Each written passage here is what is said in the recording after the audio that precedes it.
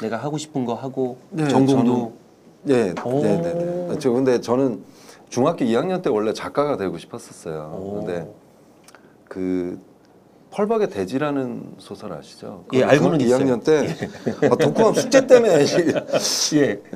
작가랑 이름 다 맞는 거죠? 예. 혹시 뭐 맞을 것 같아요. 하도 오래돼가지고. 돼지의 펄벅은 아닐 것 같아요. 그러니까. 근데 이제 보통 그러잖아요. 책을 중학교나 초등학교 때 읽는 게 그 숙제 때문에 읽는 경우가 많잖아요.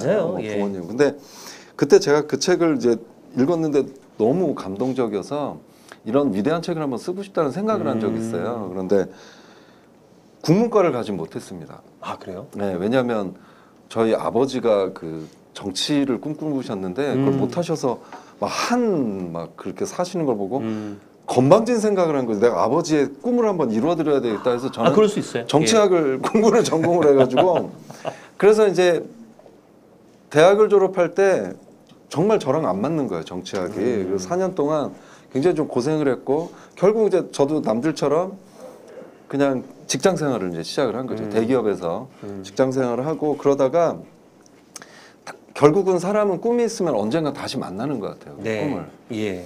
그래서 막 하다가 어느 날 그 글을 쓰고 강연을 하는 분을 만났어요. 제가 재직했던 곳이 아시아나항공이었거든요. 제가 이제 인사팀에 있었는데. 오, 좋은데 계셨네. 네, 직원들. 대한항공이 아니어서 다행이에요. 네, 맞습니다. 제가 또 땅콩을 특별히 싫어해가지고. 그런데 그 직원들 대상으로 이제 자기개발하는 이제 대표님 같은 분들이 오셔서 이제 직원들한테 강연도 많이 하시죠. 조회 시간에. 근데 그분 중에 한 분이 그 예전에 그 시테크라는 책을 쓰신 분이 계세요. 맞아. 갑자기 기억이 윤은기? 네네네. 예, 윤은기 소장. 예. 그분이 강의를 하고 자기의 인생을 얘기를 하는데 저 삶이 내가 꿈꿨던 삶인데 그때 그 생각이 들어서 그때부터 다시 한번 책을 써야 되겠다는 생각이 들었어요. 너무 쓰고 싶었어요. 근데 쓰는 방법도 모르겠고 어떻게 해야 될지도 모르겠고 그랬다가 그래도 용기를 냈었습니다. 그래서 내가 뭐 원고를 막 써가지고 출판사에 막 보냈어요. 보냈는데 다 거절당했습니다. 한 30번 넘게 거절당한 것 같아요. 그때는 인터넷도 없고 그래서 원고에 써서 직접 우편에 이렇게 우표 붙여가지고 보내고 그랬었는데 그 30권을 보냈는데 책이 어떤 거였냐면 생뚱맞게 뭐 영어 잘하는 방법, 직장인들이 영어 잘하는 방법. 좋은데요? 그런데 예. 얘기가 뭐냐면 내용은 좋은데 안 팔린다고들 다 거절을 하더라고요. 그러면서 이제 뭐라고 하냐면 당신이 이 책을 왜 쓰는데? 당신이 영어 전문가야? 뭐 이제 이런 식의. 맞아. 출판사는 그 사람의 그 뒷배경을 네네, 봐요. 네. 자격이 있느냐. 그래서 근데 저도 사실은 이런 책을 쓰고 싶었거든요. 이게 뭐 수필이나 이런 걸 쓰고 싶었는데 그러면서 이제 제가 서점에 나가서 보니까 진짜 프로필과 책 내용이 딱 맞는 거예요. 책들이. 뭐 대표님 쓰시면 당연히 뭐 아나운서나 쇼 그렇죠. 설득적 이런 거 쓰죠. 그러니까 내가 과연 잘하는 게 뭐냐 그때 이제 생각을 한 게 저는 신입사원들을 잘 알더라고요. 그래서 이제 신입사원과 관련된 책을 썼어요. 그게 아마 첫 책이었던 것 같아요. 그리고 그 이후로 그 책 쓴 것도 지금 이 책 내주신 그 권호영 대표님이 너 한번 책 좀 써봐 그래서 또 그때 자극이 되기도 하고 막 그랬었거든요. 그게 10년도 훨씬 더 넘었어요. 그랬다가 이제 그때부터 자기계발서를 이제 쓰다가 뭐 괜찮았어요. 뭐 그냥 베스트셀러는 아니더라도 뭐 그리고 강의를 이제 계속 하게 되고 그러다가 그래도 좀 목이 말랐다고 해야 될까요? 이런 좀 책에 대해서 그래서 이제 용기 내 쓰면서 이런 책도 계속 이제 쓰게 됐습니다. 그래도 꿈을 이루신 거네, 작가 꿈을. 근데 봐봐요, 본인도 이게 쉽지 않잖아요. 그러니까 요즘 애들은 더 그런 거죠. 아니 솔직히 여기에 어릴 때 내 꿈대로 산 사람 있어요? 없다고. 그러니까 아마 더 자녀들에게 그러는 것 같아. 이 엄한 시어머니가 그렇게 된다고 본인이 그랬으면 좀 이렇게 돌봐줘야 되는데 그게 안 되는 것 같아요. 제 얘기를 잠깐 해드리면 지금 막 생각이 났네요. 나는 어떻게 살았을까? 저는 어릴 때 집이 갑자기 망해서 강남에서 8학번에 살았거든요. 여기 이 동네에. 그 친구들이랑 어울릴 수가 없어요. 돈이 없어서. 그땐 그랬어요. 다 애들이 돈이 많아서 학교 끝나면 다 분식점 갔거든. 한두 번 얻어먹으니까 더 이상 못 가겠는 거야. 미안해갖고.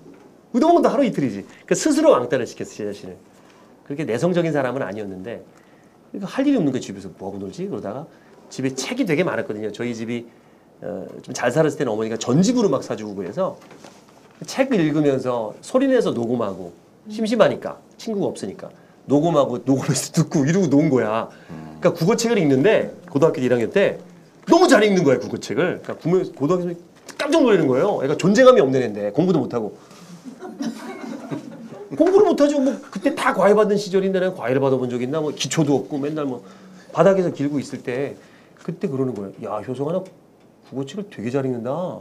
아나운서 한번 해봐라 그러는 거야. 손석희 선배가 그때 막 입사해서 떴을 때거든요. 이쁘장하게 생겼었어 그때. 야 손석희가 니네 선배잖아. 차인태도 선배야. 네? 저 아나운서 할 수 있어요? 너 할 수 있어. 그러더라고. 그때부터 공부했어요. 아나운서 하려면 공부 잘해야 되잖아요. 그때부터 벼락치기로 공부했는데 미천이 없으니까 쉽지는 않더라고. 한 번도 10등원에 든 적이 없습니다. 근데 학교가 대단한 학교예요. 휘문고등학교. 징글징글한 학교. 반에서 7등까지 서울대를 가. 반에서. 10등이면 서울대 연고대도 못 가요. 그러니까 하여튼 그 10등인데 성대를 갔으니까 내가 공부를 못하는 줄 알았어요. 학교가 그래서 그런가 봐.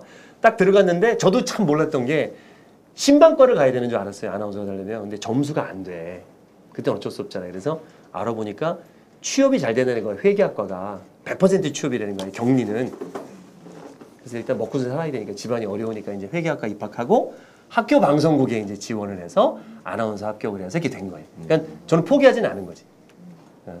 회계 하나도 몰라요 지금. 딱 몰라. 딱 까먹어가지고.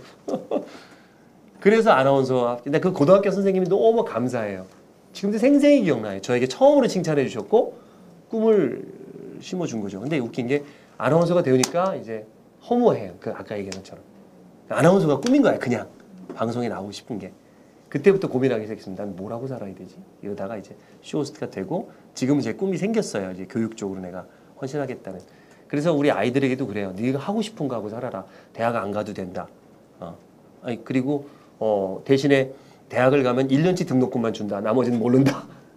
등록 이렇게 독립심을 좀 씌워주려 그러거든요. 근데 애들이 그래서 공부를 잘 안 해요. 괜찮아. 알아서 하겠지 뭐. 학원비가 별로 안 들어 그래서. 이제 이 동네 사는데 장난 아니거든요 학원비가.